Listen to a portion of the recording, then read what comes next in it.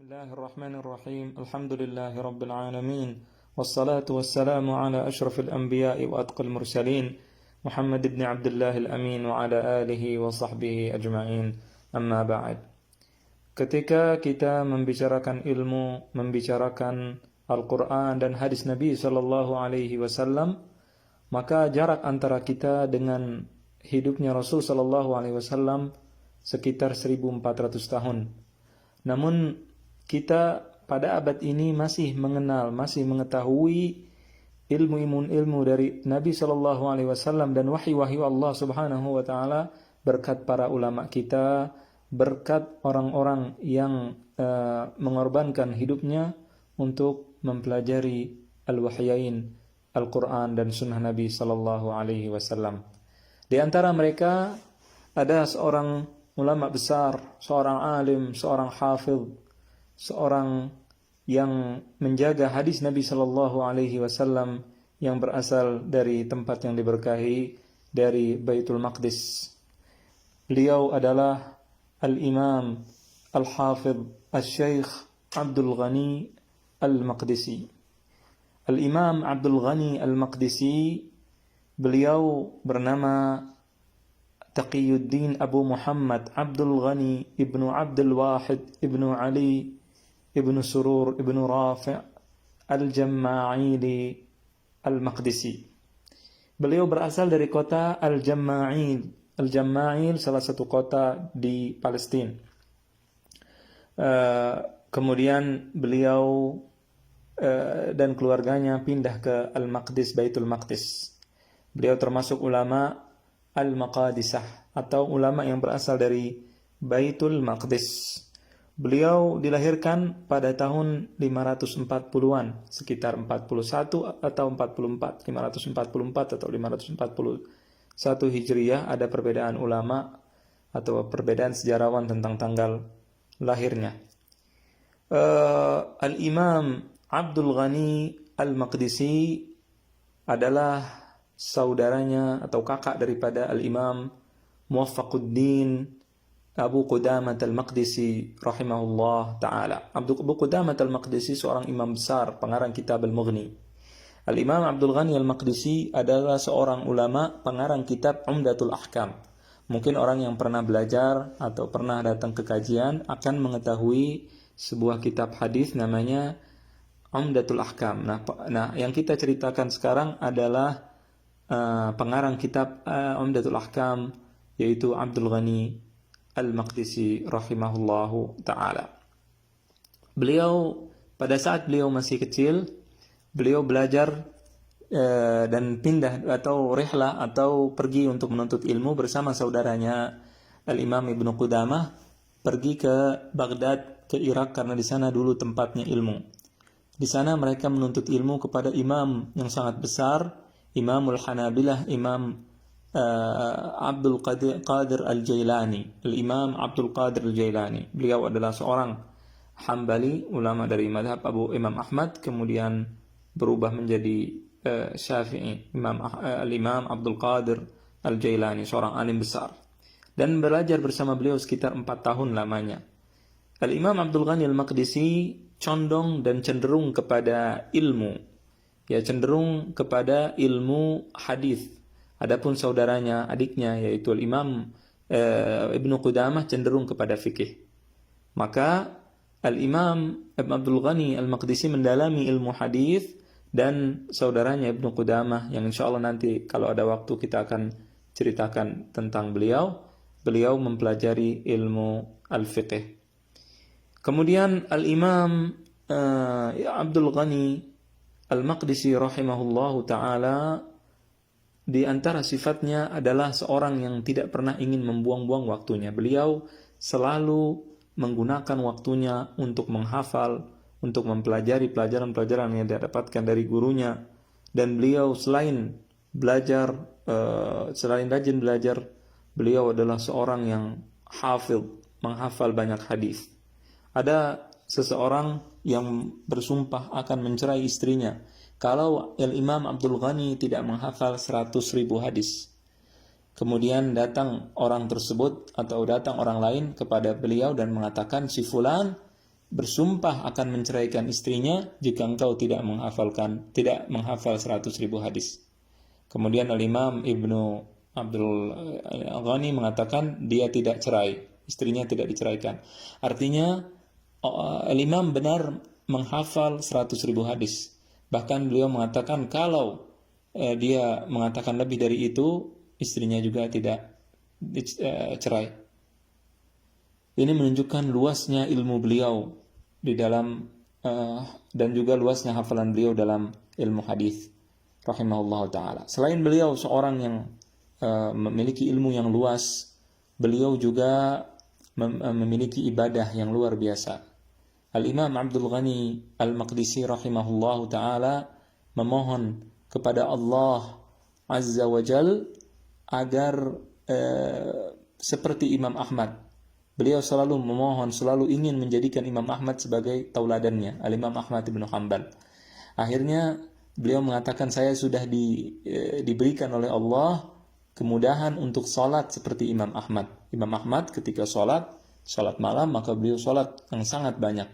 Begitu juga Al-Imam Abdul Ghani Al-Maqdisi. Al-Imam Abdul Ghani Al-Maqdisi pada zamannya adalah seorang yang paling berilmu di masanya. Adiknya Al-Imam Ibnu Qudamah mengatakan, aku dan kakakku Al-Imam Abdul Ghani selalu berlomba-lomba di dalam kebaikan, dalam setiap kebaikan. Dan aku tidak pernah menang melawan Al-Imam Abdul Ghani Al-Maqdisi, kecuali dalam beberapa hal saja. Namun yang paling sering mengalahkanku dalam kebaikan adalah Al-Imam Abdul Ghani Al-Maqdisi rahimahullahu ta'ala. Beliaulah yang pertama kali menyebarkan ilmu hadis di Palestina, di Baitul Maqdis, sehingga tersebarlah ilmu hadis di sana, dan orang-orang yang tadinya jarang memahami dan mengetahui ilmu hadis, mereka belajar semuanya kepada Imam Abdul Ghani, dan akhirnya mereka banyak yang mengerti ilmu hadis dari beliau rahimahullahu ta'ala. Selain berilmu, Al-Imam Abdul Ghani adalah seorang yang mengamalkan ilmunya. Beliau di antara sifatnya adalah sering melakukan amar ma'ruf nahi mungkar. Beliau melakukan perbuatan mencegah kemungkaran dan menyuruh kepada yang ma'ruf atau kebaikan. Pada suatu hari pernah Al-Imam Abdul Ghani melihat seseorang yang suka mabuk. Ketika dia melihat minuman keras ada di sampingnya, dia mengambil minuman keras tersebut, kemudian dia lemparkan dan dia buang minuman keras tersebut. Maka orang yang tadi marah, dan orang tadi mengambil pedangnya, kemudian datang ingin membalas Abdul Ghani atas perlakuannya membuang minuman keras yang dia sukai. Kemudian Al-Imam Abdul Ghani Al-Maqdisi membela dirinya, mengambil pedang tersebut dan memegangnya, dan kemudian menjaga dirinya. Tentunya Imam Abdul Ghani adalah seorang yang sangat kuat. Selain beliau seorang yang berilmu luas, beliau juga memiliki fisik yang kuat sehingga beliau bisa membela dirinya. Al-Imam Abdul Ghani Al-Maqdisi memiliki banyak karya ilmiah. Di antaranya kitabnya yang terkenal yaitu kitab Umdatul Ahkam. Kitab Umdatul Ahkam adalah sebuah kitab yang berisi hadis-hadis tentang hukum-hukum di dalam Islam, yang isinya sekitar 500-an hadis. Di dalam kitab tersebut dikumpulkan oleh Imam Abdul Ghani hadis-hadis riwayat Imam Bukhari dan Imam Muslim yang berkaitan dengan hukum. Nah, di sini biasanya orang mempelajari kitab Umdatul Ahkam, kemudian setelah itu mereka mempelajari kitab Bulughul Maram karya Al-Hafidh Ibnu Hajar radhiyallahu anhuma. Kemudian di antara karya ilmiah beliau adalah kitab Al-Kamal fi Asma'ir Rijal, sebuah kitab yang menjelaskan tentang orang-orang yang meriwayatkan hadis. Kemudian Al-Misbah fi Uyunil Ahadits Shihah, kitab yang menjelaskan tentang hadis-hadis yang sahih. Kemudian di antara kitabnya adalah Tuhfatut Talibin fil Jihad wal Mujahidin. Kemudian di antara kitabnya adalah Mihnatul Imam Ahmad, Mihnatul Imam Ahmad Ibnu Hanbal, tentang cobaan Imam Ahmad. Beliau adalah seorang ulama dari mazhab Imam Ahmad Ibnu Hanbal. Beliau bermadhab Hanbali. Kemudian beliau mengatakan mengarang kitab I'tiqad al-Imam Asy-Syafi'i, akidah Imam Syafi'i, kemudian Manaqibus Sahabah, kemudian Hadithul Ifk dan lain-lainnya. Banyak sekali karya ilmiah daripada Al-Imam Abdul Ghani Al-Maqdisi, dan saya sarankan kita semua yang mendengarkan perkataan ini untuk belajar Umdatul Ahkam, kitab tentang hadis, hukum-hukum di dalam Islam, kalau bisa setelah mempelajari kitab Arba'in An-Nawawiyah.